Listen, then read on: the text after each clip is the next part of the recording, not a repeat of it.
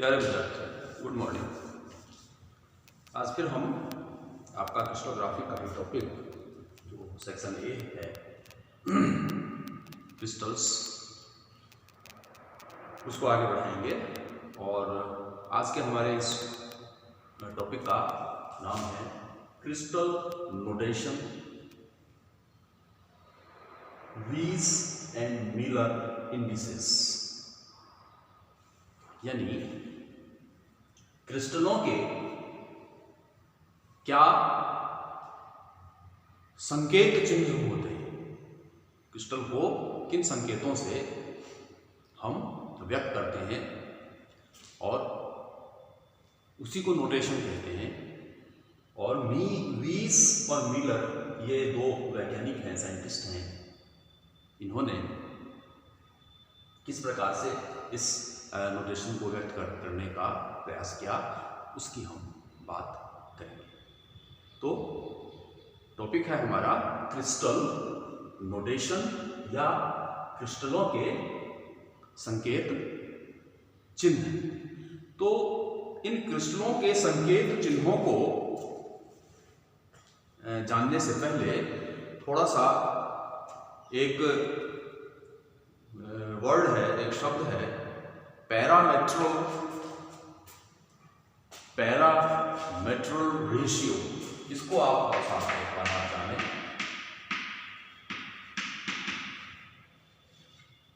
पैरामेट्रल ratio इसको कहते हैं हिंदी में अंतःखंडी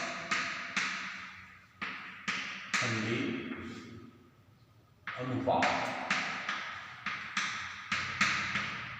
अंतःखंडी अनुपात या पैरामेट्रल रेशियो, इसको थोड़ा सा हम पहले डिफाइन कर लें ताकि हमें आगे क्रिस्टल नोटेशन को समझने में आसानी हो।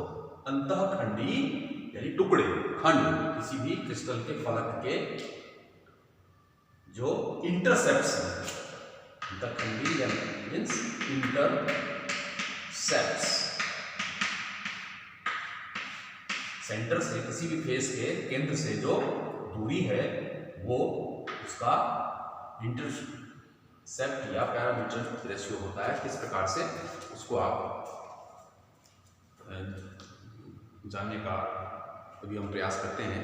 देखिए, इससे पहले आपने ये जो हम क्रिस्टल नोटेशन पढ़ रहे हैं, इससे पहले हमने के वीडियो में हमने क्रिस्टलोग्राफिक एक्सिस को जानने का प्रयास किया था और क्रिस्टल स्ट्रक्चर को हमने जानने का प्रयास किया था।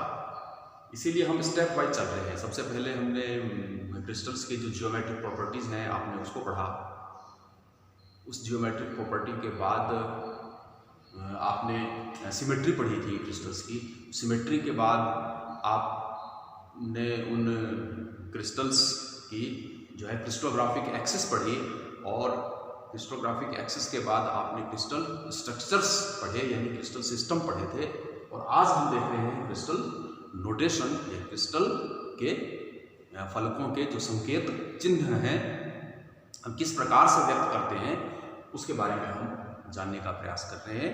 और उसी को समझने के लिए सबसे पहले आप एक टर्म आती है पैरामेट्रल रेशियो या अंतःखंडी अनुपात, या जो इंटरसेप्ट्स है फेसेस के, उसको आप समझने का प्रयत्न करें।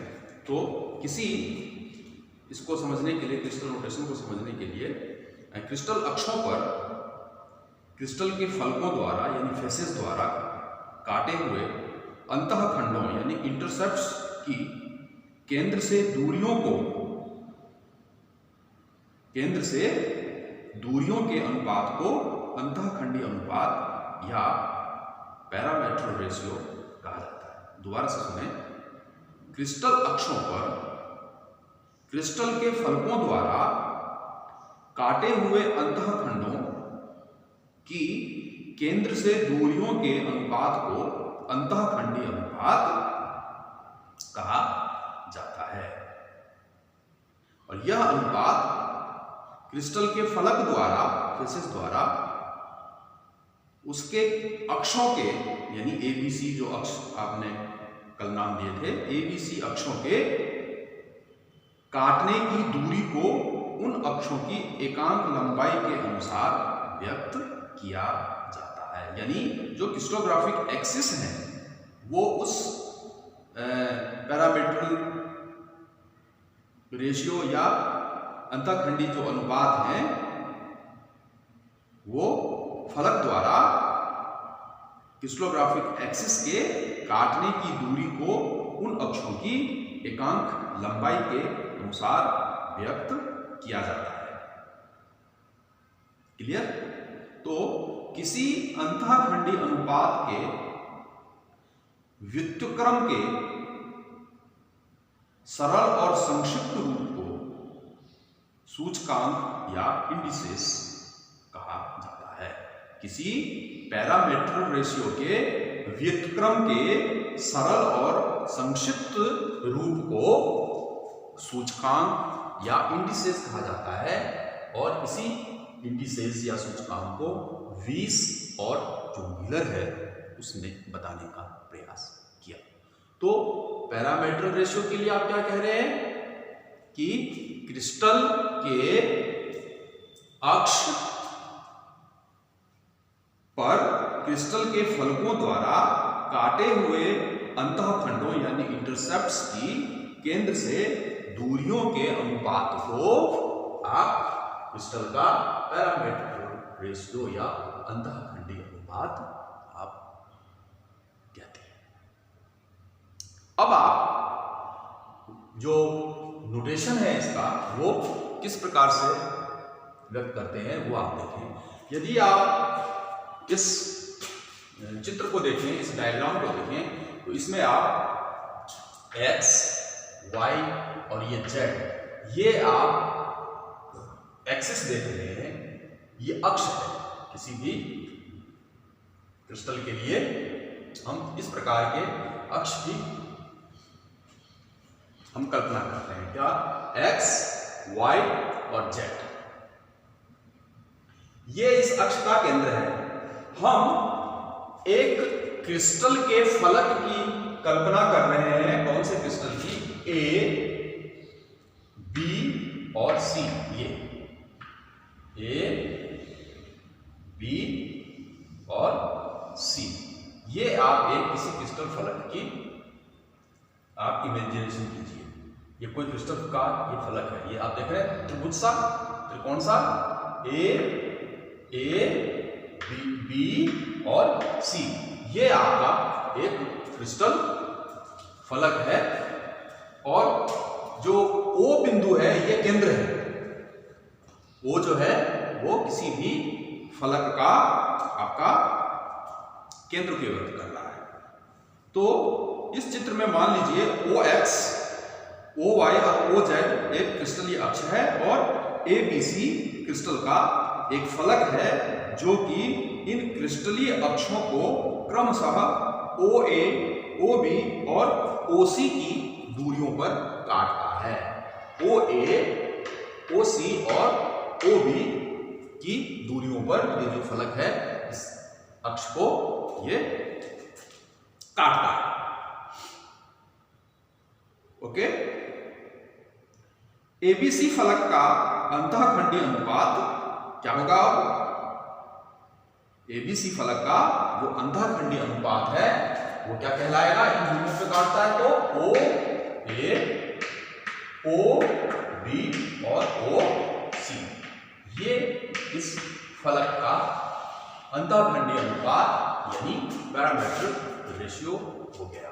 OA, OB और OC, और इसको आपने इस प्रकार से OA, OB और OC लिख देते हैं। इस फलक के आपेक्षिक अंतःखंडों को इस क्रिस्टल से किसी दूसरे फलक की स्थिति जानने के लिए मानिक दूरी मानना सुविधाजनक होता है। और यदि उस क्रिस्टल में फलक DEF भी इन अक्षों को काटे, यानी एक और दूसरे फलक की हम कल्पना करते हैं DE और F, जो आप देखिए डॉटेड लाइन से जो डॉटेड लाइन दिखाई दे रही है, ये हम एक दूसरे फलक की कल्पना कर रहे हैं। कौन सा? D, E और F। तो सेम टू सेम ABC जो फलक है उसी के समान DE और F जो फलक आप देख रहे हैं, तो यदि क्रिस्टल में फलक DEF भी इन अक्षों को काटे और हम OD, OE और OF लंबाइयों का OA, OB और OC से अनुपात जान लें तो फलक DEF की स्थिति का भी पता लग जाएगा। और वो पता कैसे चलेगा, उसको आप कैसे लिखेंगे, उसको आप लिखेंगे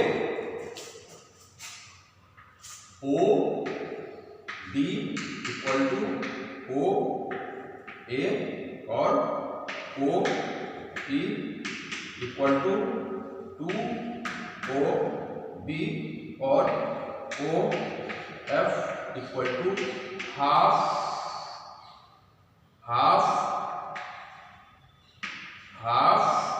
OC। ये अंतःखंडी अनुपात होगा इसका। ये दूसरे किसी, यदि हम एक फलक की यदि हम कल्पना करते हैं तो उसका अंतःखंडी अनुपात होगा OD बराबर OA, OE बराबर 2 OB और OF equal to half OC। ये इसका अंतःखंडी अनुपात होगा। इसीलिए या इसको आप इस प्रकार से भी कह सकते हैं 1/1 अनुपात 2/1 अनुपात 1/2। OA 1/1, 2OB 2/1 और हाफ OC 1/2।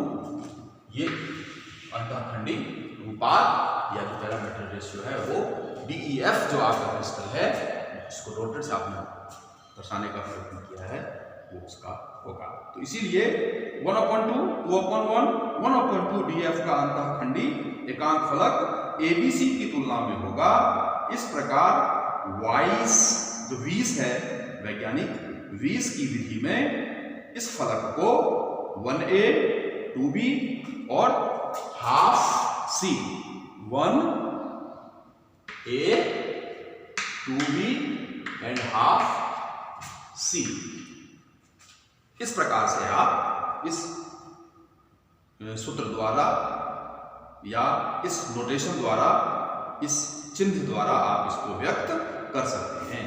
20 में क्या होगा, ये 1A, 2B and half C, 1A, 2B and half C, ये जो है 20 के इंडिसेस के लिए आप उसको कह सकते हैं। ठीक है, द्वारा सूचित कर सकते हैं। वह आकृति जिसका फलक अक्षों के एकांक दूरी के अंतःखंडों के लिए प्रयुक्त होता है और जिसका उपयोग दूसरी आकृतियों द्वारा उन्हीं अक्षों पर काटे अंतःखंडों के माप के लिए किया जाता है, वह आकृति मूल आकृति या फंडामेंटल फॉर्म कहलाती है। मूल आकृति या फंडामेंटल फॉर्म वो कहलाती है। क्लियर? यूनिट फॉर्म वाली आकृति को दो क्रिस्टलीय अक्ष जिस समतल में होते हैं वो उसका एक्सियल प्लेन होता है। इसकी चर्चा हम ऑलरेडी से कल भी हमने इसकी चर्चा की थी।